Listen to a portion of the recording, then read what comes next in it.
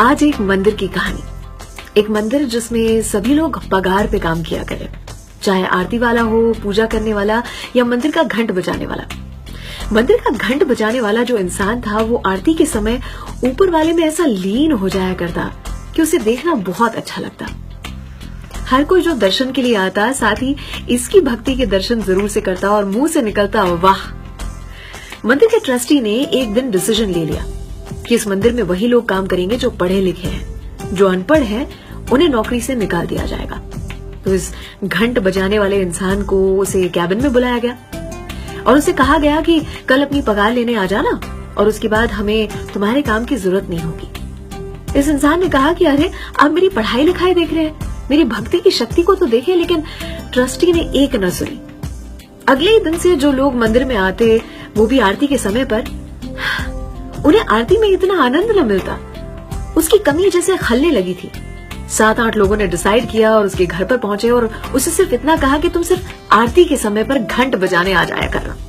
उसने कहा कि मैं ये नहीं कर सकता क्योंकि ट्रस्टी को ऐसा लगेगा कि मैं लालच में आ रहा हूँ, काम की तलाश में आ रहा हूँ, पैसे की लालच में आ रहा हूँ। सभी ने कहा ये भी ठीक है। तो एक तोड़ निकाला कि मंदिर के ठीक सामने उसे एक दुकान खोल कर दी जाए और कहा कि पूरे दिन तुम वहां पर काम करना, सिर्फ आरती के समय पर तुम घंट बजाने आ जाया करना। किसी को ये महसूस नहीं होगा कि तुम किसी लालच में आते हो। और यही हुआ।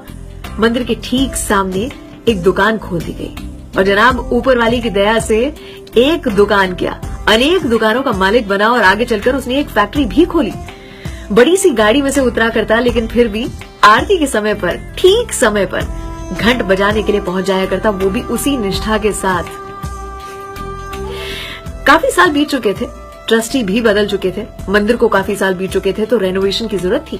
लेकिन नए ट्रस्टी को महसूस हुआ कि 7 लाख की जरूरत, इतना पैसा कहां से आएगा। सामने फैक्ट्री देखी, सोचा क्यों ना फैक्ट्री के मालिक से पूछा जाए। उन्होंने जैसे ही जाके ये बात बताई, उसने एक सवाल नहीं पूछा और अपनी सेक्रेटरी से कहकर 7 लाख का चेक तैयार करवा दिया और कहा कि मैं इस पर अंगूठा लगा के मेरे बैंक जाकर पैसे लेकर आता हूँ, शाम तक पैसे आपके हाथ में पहुंच जाएंगे। सामने बैठे हुए सभी शॉक थे। उन्होंने पूछा कि आप इतने बड़े आदमी हो, फैक्ट्री के मालिक हो, लेकिन फिर भी आप पढ़े लिखे नहीं हो। इस पर उस इंसान ने क्या जवाब दिया जनाब कि अगर पढ़ा लिखा होता तो आज तक मंदिर में पढ़ा लिखा नहीं हूं तभी इस मुकाम तक पहुंच चुका हूं। वो करवाता गया, मैं करता रहा, सब ऊपर वाले की लीला है। अर्थात उसके हर डिसीजन में खुश रहें, खुश दिखें, क्योंकि वो हमें वो नहीं देता जो हम और आपको अच्छा लगता है, वो हमें वो देता है जो हमारे और आपके लिए अच्छा है। सलाम, दुआ, वणकम, प्रणाम, सत श्री अकाल। केम छो, सारू छे? अमदावाद आखुई मारू छे। अर्चना की ओर से।